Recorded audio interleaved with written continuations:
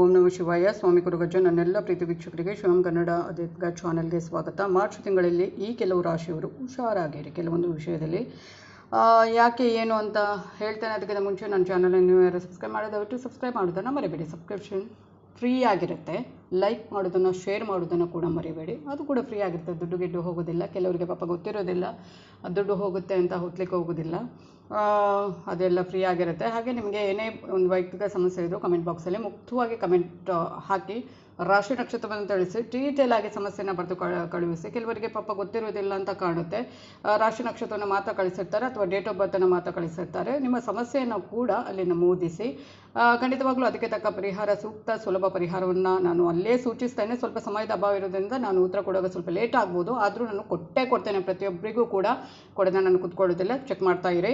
ಹಾಗೆ ನಿಮಗೆ ಏನಾದರೂ ಆಧ್ಯಾತ್ಮಿಕಕ್ಕೆ ಅಥವಾ ಜ್ಯೋತಿಷ್ಯಕ್ಕೆ ಸಂಬಂಧಪಟ್ಟ ಏನೇ ಒಂದು ಪ್ರಶ್ನೆ ಇದ್ದರೂ ಕೂಡ ಮುಕ್ತವಾಗಿ ಕೇಳ್ಬೋದು. ಅದಕ್ಕೆ ಕೂಡ ನಾನು ತಕ್ಕ ಒಂದು ಏನು ಕೇಳ್ತೀರಿ ಅದಕ್ಕೆ ತಕ್ಕ ವಿಡಿಯೋ ಮಾಡಿ ಕೂಡ ಹಾಕ್ತೇನೆ.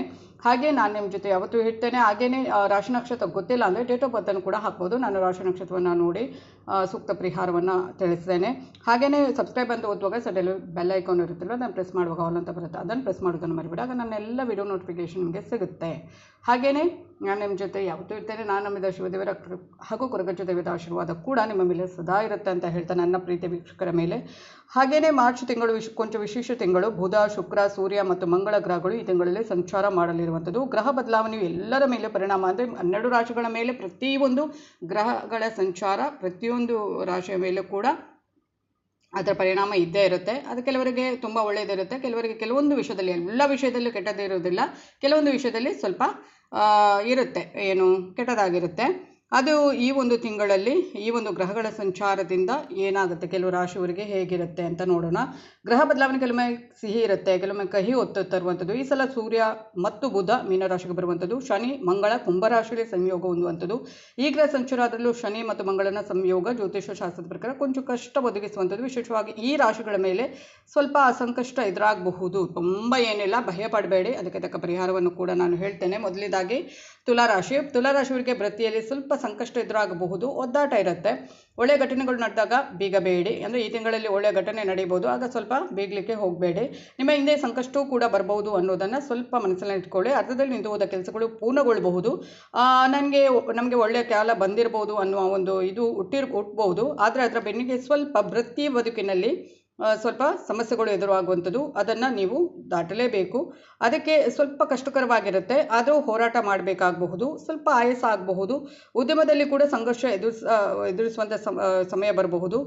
ಸ್ವಲ್ಪ ತಾಕಲಾಟದಲ್ಲೇ ಈ ಒಂದು ತಿಂಗಳು ಮುಗಿಯುವಂಥದ್ದು. ಅದರ ಬಗ್ಗೆ ಸ್ವಲ್ಪ ಗಮನ ಕೊಡಿ. ಹಾಗೆಯೇ ಎದೆಗುಂದದೆ ಮನಸ್ಸು ಮುರಿಯುವ ಸಂದರ್ಭ ಕೂಡ ಕೆಲವೊಂದು ಸಂದರ್ಭದಲ್ಲಿ ಕುಟುಂಬದಲ್ಲಿ ಎದುರಾಗಬಹುದು. ಅದರ ಬಗ್ಗೆ ಸ್ವಲ್ಪ ಜಾಗರೂಕರಾಗಿರಿ. ತಾಳಿದವನು ಬಾಳಿಯಾನು ಅಂತ ಒಂದು ಗಾದೆ ಇದೆ ಅಲ್ವಾ, ಆ ಥರ ಇರಿ. ಮನೆಯಲ್ಲಿ ಏನಾದರೂ ಸ್ವಲ್ಪ ಗಲಾಟೆ ಅದರ ಬಗ್ಗೆ ಇದು ಮಾಡಲಿಕ್ಕೆ ತಲೆಗೆಲಿಸಕ್ಕೆ ಹೋಗಬೇಡಿ. ಸಿಟ್ಟಿನ ಕೈಗೆ ಬುದ್ಧಿ ಕೊಡಬೇಡಿ. ಲಕ್ಷ್ಮಿ ನಿಮ್ಮ ಭಾಗ್ಯ ದೇವತೆ. ಈ ತಿಂಗಳು ಪೂರ್ತಿ ಲಕ್ಷ್ಮಿ ಸ್ತೋತ್ರವನ್ನು ಪಠಿಸಿದರೆ ತುಂಬಾ ಒಳ್ಳೆಯದು ತುಲಾರಾಶಿಯವರು. ಹಾಗೆ ಕನ್ಯಾ ರಾಶಿಯವರಿಗೆ ಮಾರ್ಚ್ ತಿಂಗಳಲ್ಲಿ ಕಠಿಣ ಪರಿಶ್ರಮ ಹೋರಾಟಗಳನ್ನು ಎದುರಿಸಬೇಕಾಗುತ್ತೆ. ಹಣಕ್ಕೆ ಸಂಬಂಧಿಸಿದ ಸಮಸ್ಯೆಗಳು ಸ್ವಲ್ಪ ಎದುರಾಗಬಹುದು. ಅನಗತ್ಯ ವಹಿವಾಟುಗಳನ್ನು ತಪ್ಪಿಸಿ. ಈ ತಿಂಗಳಿನಲ್ಲಿ ಈ ಅವಧಿಯಲ್ಲಿ ನಿಮ್ಮ ಗೌರವ ಸ್ವಲ್ಪ ಕಡಿಮೆ ಆಗಬಹುದು. ತಮ್ಮ ಆರೋಗ್ಯದ ಬಗ್ಗೆ ಸ್ವಲ್ಪ ಕಾಳಜಿ ವಹಿಸಿ. ಸ್ವಲ್ಪ ಎಚ್ಚರಿಕೆಯಿಂದಿರಿ ಕೆಲವೊಂದು ಈ ಒಂದು ವಿಷಯಗಳಲ್ಲಿ. ಎಲ್ಲ ವಿಷಯಗಳಲ್ಲಿ ಏನಿಲ್ಲ, ನಾನು ಏನು ಹೇಳ್ತೇನೆ ಆ ವಿಷಯಗಳಲ್ಲಿ ಸ್ವಲ್ಪ ಎಚ್ಚರಿಕೆಯಿಂದಿರಿ. ಪರಿಹಾರ ಏನಂದರೆ ಮೀನುಗಳಿಗೆ ಆಹಾರ ಒದಗಿಸಿ. ಏನಾದರೂ ಒಂದು ದೇವಸ್ಥಾನದ ಕೆರೆ ಇರುತ್ತಲ್ವ, ಅಲ್ಲಿ ಮೀನು ಇರುತ್ತಲ್ವ, ಅದಕ್ಕೆ ಏನಾದರೂ ತಿನ್ನಲಿಕ್ಕೆ ಹಾಕಿ, ಅದು ಒಳ್ಳೆಯದು. ಅದಕ್ಕೆ ಪರಿಹಾರ ಅಂತ ಹೇಳೋದು ನಾನು. ಆನಂತರ ನೆಕ್ಸ್ಟ್ ನೋಡೋದಾದರೆ ಸುಲಭ ಪರಿಹಾರ ಮಾಡಬಹುದು. ನೆಕ್ಸ್ಟ್ ನೋಡೋದಾದರೆ ಧನುರಾಶಿಯವರಿಗೆ ಹೇಗಿರುತ್ತೆ ಅಂತ ನೋಡೋದಾದರೆ ಆರ್ಥಿಕ ನಷ್ಟ, ಸ್ವಲ್ಪ ಒತ್ತಡ ಇರುತ್ತೆ. ಗ್ರಹ ಬದಲಾವಣೆ ನಿಮಗೆ ಸ್ವಲ್ಪ ಭಾರವೇ ಆಗಲಿದೆ. ಬರುವ ದುಡ್ಡು ಏನಿರುತ್ತೆ ಅದು ನಿಮ್ಮ ಹತ್ತಿರ ಬಾರದೆ ಆಟವಾಡಿಸುತ್ತೆ. ಬರಬೇಕು ಅಂತ ಇರುತ್ತೆ, ಬರುತ್ತೆ ಅಂತ ಇರುತ್ತೆ, ಬರೋದಿಲ್ಲ. ಹಾಗೆ ಕೈಗೆ ಮಾತ್ರ ಬರೋದಿಲ್ಲ. ಸಿಕ್ಕಾಪಟ್ಟೆ ಪ್ರಯತ್ನ ಪಟ್ಟಿರೋ ಆರ್ಥಿಕ ಲಾಭ ಉಂಟು. ಇಲ್ಲದಿದ್ದರೆ ಸ್ವಲ್ಪ ಒತ್ತಡ. ಹಿರಿಯರ ಸಹಾಯದಿಂದ ಸ್ವಲ್ಪ ಹಣ ಬಂದು ನಿಮಗೆ ಸೇರಬಹುದು, ಆದರೆ ಅದು ಸಾಕಾಗಲ್ಲ. ಕೌಟುಂಬಿಕವಾಗಿ ಸ್ವಲ್ಪ ಕಿರಿಕಿರಿ ಉಂಟಾಗಬಹುದು. ಮಕ್ಕಳ ಬಗ್ಗೆ ಹೆಚ್ಚು ಕಾಳಜಿ ಹೊಂದಿರ್ತೀರಿ, ಆದ್ದರಿಂದಲೇ ಸ್ವಲ್ಪ ಬೇಸರ ಕಾಡಬಹುದು. ಕೆಲವು ವಿಷಯಗಳಲ್ಲಿ ಏನಿರುತ್ತೆ, ನೀವು ಗೊಂದಲ ಇರುತ್ತೆ. ಅದನ್ನು ಸ್ಪಷ್ಟಪಡಿಸಿಕೊಳ್ಳುವುದರಲ್ಲೇ ಸಮಯ ಹೋಗುತ್ತೆ. ಅತೃಪ್ತಿ ಸ್ವಲ್ಪ ಕಾಡುತ್ತೆ, ಖಾಲಿ ಅನಿಸುತ್ತೆ. ಮನರಂಜನೆಯ ಹಿಂದೆ ಬಿದ್ದರೆ ಸಾಕಷ್ಟು ಖರ್ಚು ಆಗುವಂಥದ್ದು. ಅದರ ಬಗ್ಗೆ ಸ್ವಲ್ಪ ಚಿಂತಿಸಿ ಖರ್ಚು ಮಾಡಿ.